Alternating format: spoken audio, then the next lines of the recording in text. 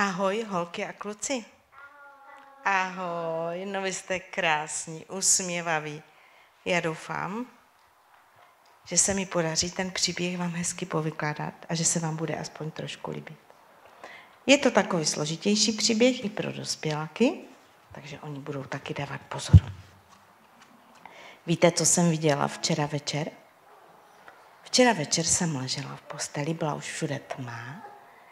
Přemýšlela jsem nad tím příběhem, jak vám ho povykládám, a viděla jsem letět světlušky. Viděli jste už letos světlušky? Co to znamená?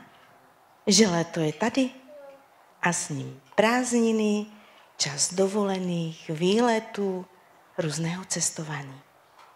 A my v našem příběhu taky budeme cestovat. Cestovat budeme v čase i v prostoru.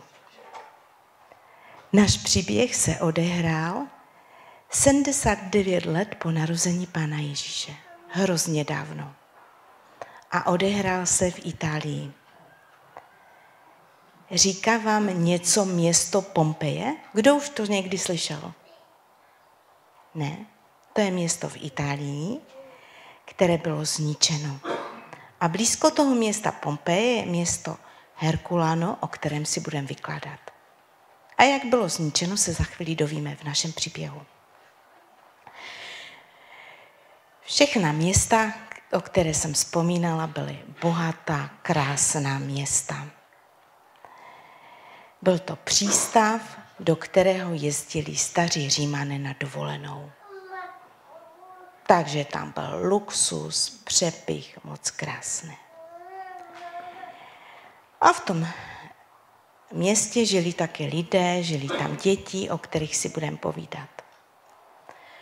Lidé a všichni obyvatele těch měst se dívali na nedaleký kopec, je to taková hora, který se jmenuje Vesuv. On tam pořád ještě je. A ta hora byl ten problém. V tom městě žil kluk, kterého si pojmenujeme Markus. Markus byl chytrý, bystrý kluk jako vy a hrál si ve městě, měl svoje kamarády, objevoval tajemná zákoutí města. Jednoho dne taky běhal s kamarády po městě, v tom ho maminka a tatínek volají domů. Ale proč? Co se děje?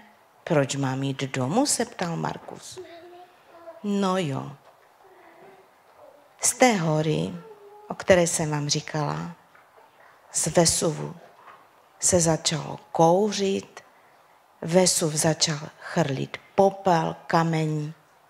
To byla sopka. A tatínek říkal Markusovi, rychle se musíme schovat. Musíme jít do sklepa, vem si nějaké věci, s kterými si chceš hrát a budeme čekat ve sklepě.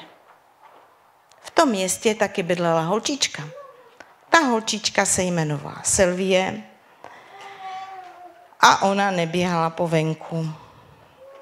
Ona si ráda četla.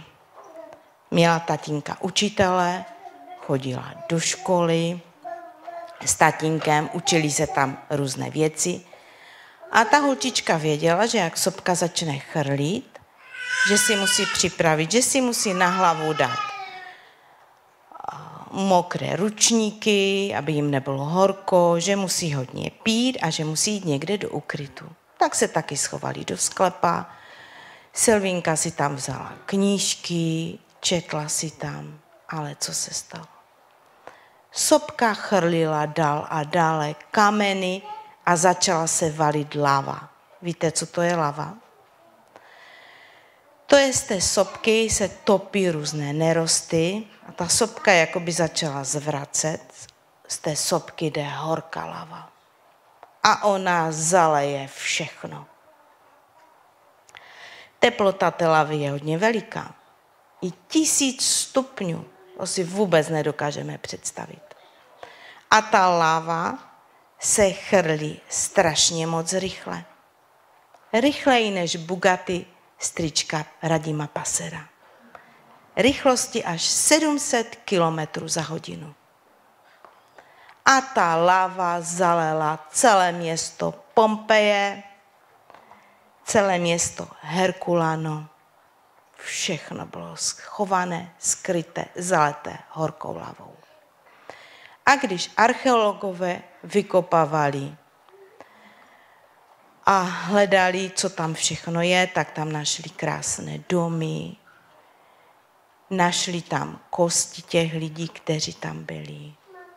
Proč se to stalo? Proč si myslíte, děti, že se to stalo? Proč ti lidé neutekli? No, protože ta láva kouřila běžně, dlouho. Ti lidé si na to zvykli a podcenili situaci. Oni mohli nasednout na loďku a jet na moře.